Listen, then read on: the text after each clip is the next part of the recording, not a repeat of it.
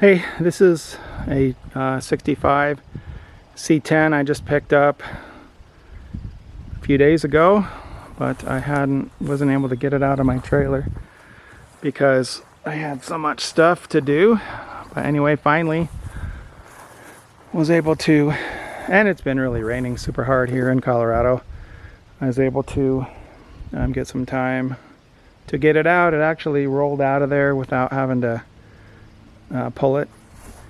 And anyway, I found it on Facebook Marketplace.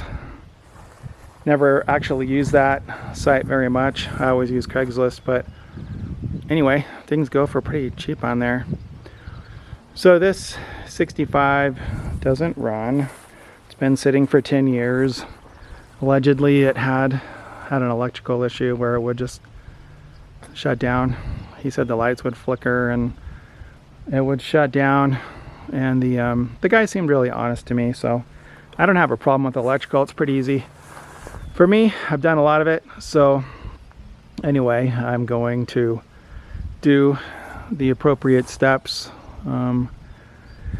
of getting it running. I will show you. Luckily it is a V8. 283 is what the guy said. I haven't really ran the numbers or anything on it.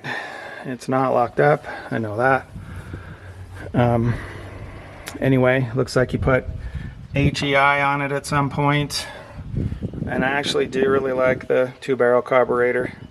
I'm not a hot rodder. I just like to get things running really good and drive them like that.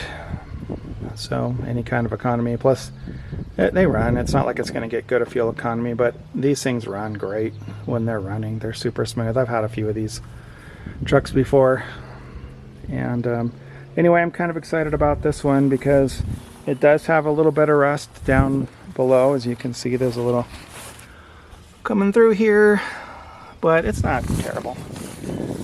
Cab corners look like they're pretty good. I don't know if there's Bondo in there or anything like that. I haven't really had time to check it out. I imagine there's a little bit of Bondo in it. No big deal.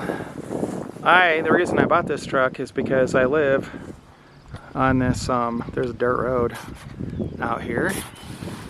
Can't really probably see it, it's pretty far. This is 42 acres we have in Colorado. It's like a quarter mile by a quarter mile, so we have plenty of room. But the classic cars that I do have, I wouldn't drive them on a dirt road. That's why I have the enclosed trailer. But this will be fun because I'm not afraid to drive it at all on a dirt road. Just get it running really good and drive it. Future plans are, I know a lot of guys like long beds nowadays, and there doesn't seem to affect the price, but this thing's going to be a short bed. And it also is going to have a big back window. I think those are pretty cool, especially on this body style. So I will, over the next few years, I'm not rushed at all. I'll just take my time and have fun with it. Of course, the bed is gone, but he does have the rails here that he's, came with the truck and whatever. I could buy new rails if needed. I don't know if I didn't count them or anything, make sure they're all there. But I mean, it's a pretty nice truck.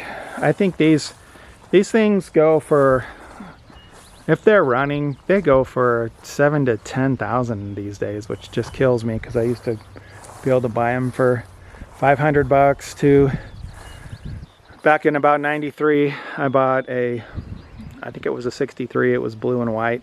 Same exact truck. It was even a V8. 3 on the tree. I think I paid $1,250 for it or something like that, but it didn't have any problems. Nothing big. This thing's pretty unadulterated. Nobody's ever really cut into the dash or anything like that. Needs a seat cover and it needs to be cleaned up. I'm sure there's a tank full of rotten gas in there that I'll have to get out somehow. But I don't know, it's a pretty decent truck for the money. I paid $4,800 for it. I had to talk him down from $5,500. But I don't know, I think it's a pretty good deal these days, even though it seems like a lot to me, because I'm an old guy and I've certainly paid a lot less for these trucks, but it's not missing any parts. You know, I think the engine's going to run just fine. I'll fix the electrical problem. It sounds like it's a intermittent open, some kind of corrosion in the wiring. He didn't say anything about smoke or fire or anything, so I know it's not shorting out.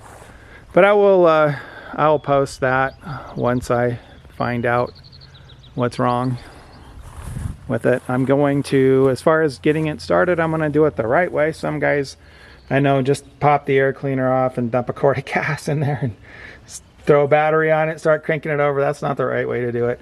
I'm going to pull the distributor and pump up the oil pump until I'll have the ignition on, and as soon as the oil light goes off, I'll just keep pumping it for a little while and make sure there's oil up through the lifters, up through the push rods into the lifters and so forth, and just make sure there's a good oil. I'll have to change the oil first before I do any of that, and then I'll do that, and then I'll pull all the plugs, squirt a little oil in there, and then I'll turn it over without the plugs, make sure everything's freed up and give it a chance to kind of get everything oiled up.